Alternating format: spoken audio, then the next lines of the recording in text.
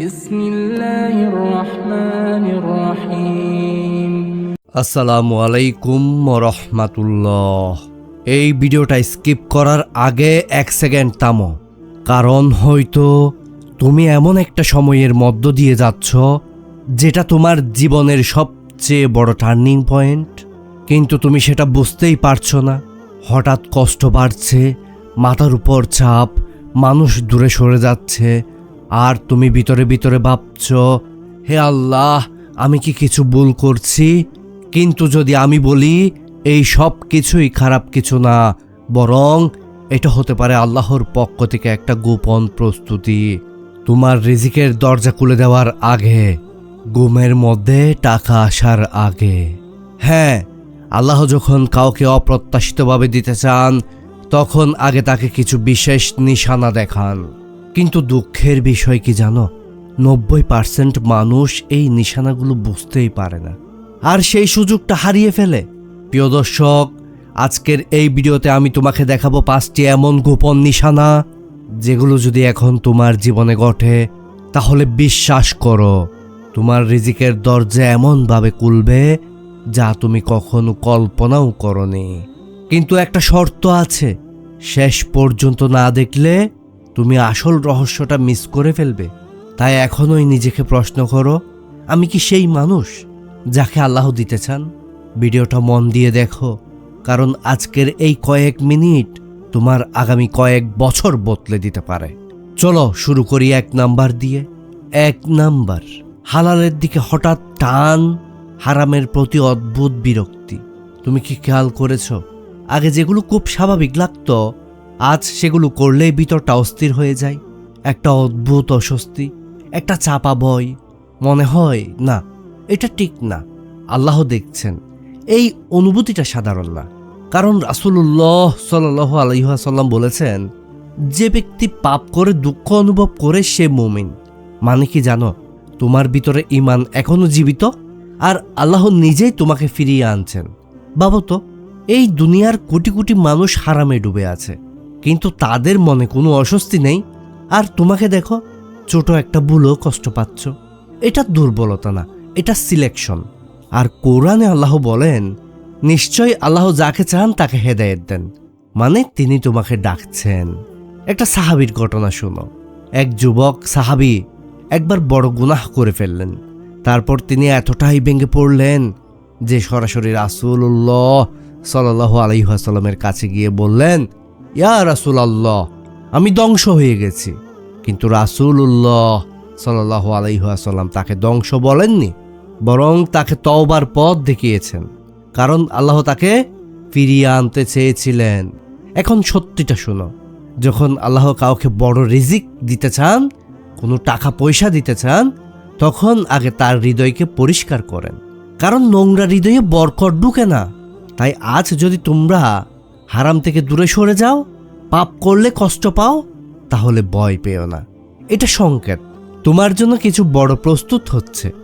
2 number, অল্প টাকায়ও অদ্ভুত বরকত অনুভব হওয়া।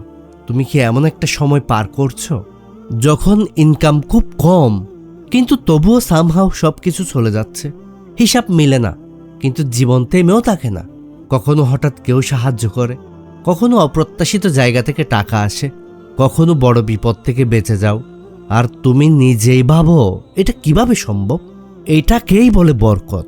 আর আল্লাহ কোরআনে বলেন, যে আল্লাহকে ভয় করে তিনি তার জন্য এমন পথ তৈরি করে দেন যেখান থেকে সে কল্পনাও করে না রিজিক পায়। সূরা তালাক আয়াত 2 ও 3। এই আয়াতটা শুধু শোনার জন্য না, অনুভব করার জন্য।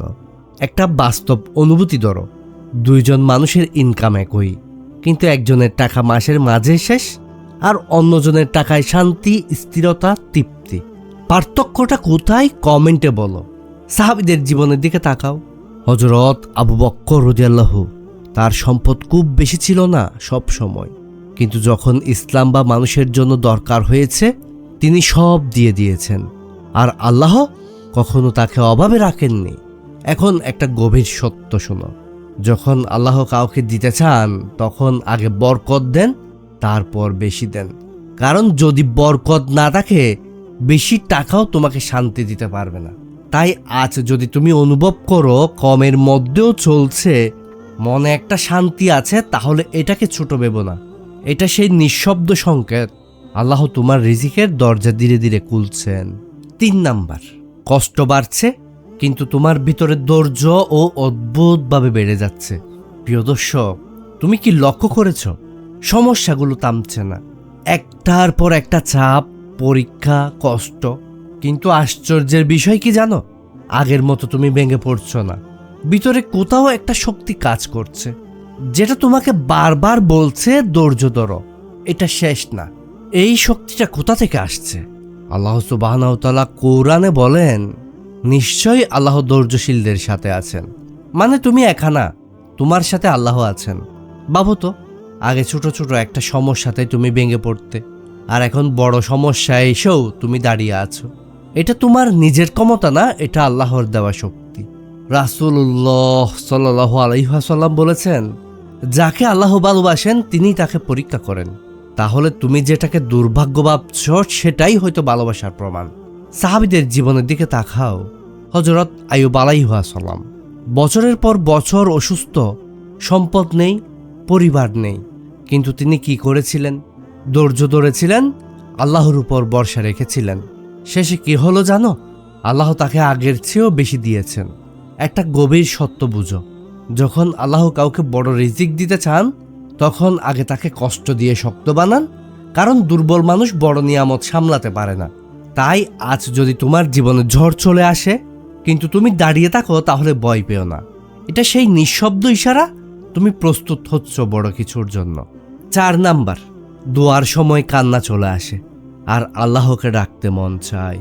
তুমি কি এমন সময় পার করছো যখন হঠাৎ করে আল্লাহর কথা খুব বেশি মনে পড়ে, কোনো কারণ ছাড়াই চোখে পানি চলে আসে, বুকটা ভারী হয়ে যায়, মনে হয় আমি আল্লাহর কাছে ফিরে আসতে চাই?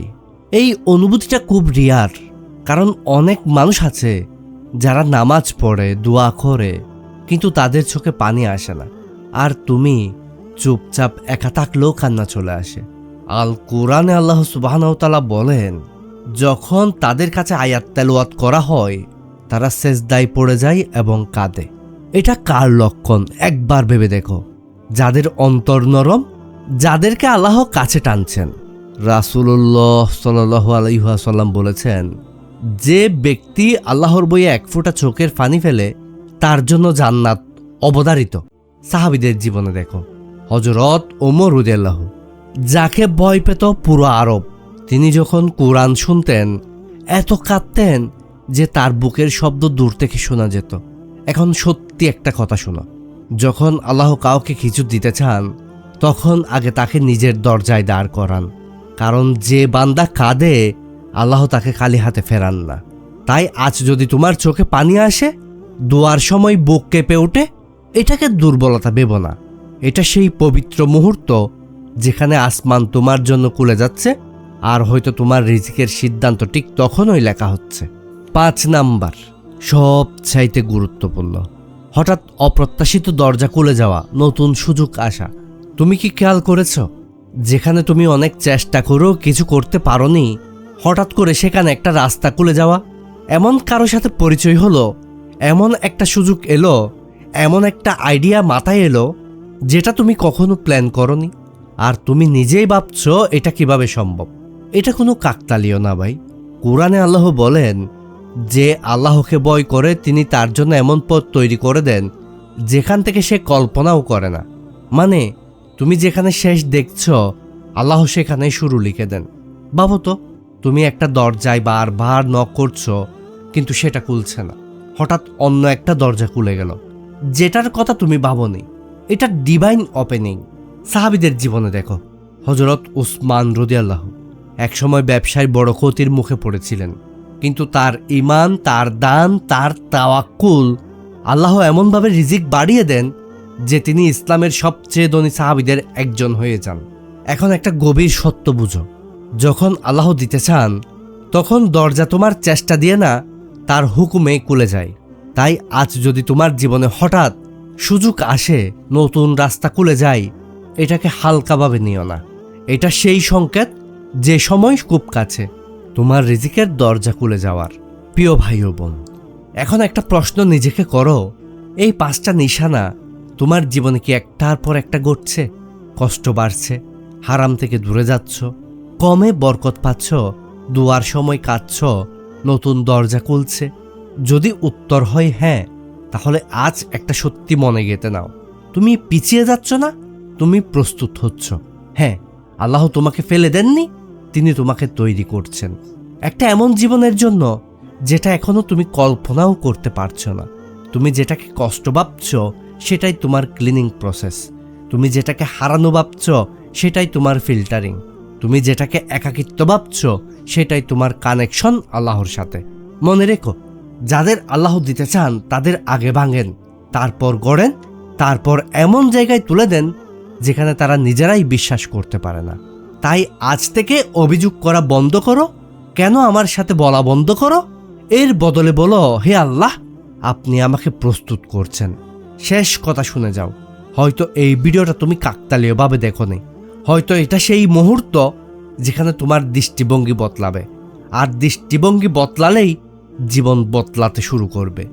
যদি তুমি বিশ্বাস করো আল্লাহ তোমাকে কিছু বড় দিতে যাচ্ছেন, কমেন্টে এখনই লিখো ইয়া আল্লাহ, আর ভিডিওটা শেয়ার করো, হয়তো তোমার একটা শেয়ার কারো জীবনের অন্ধকার থেকে দূর করে দিবে।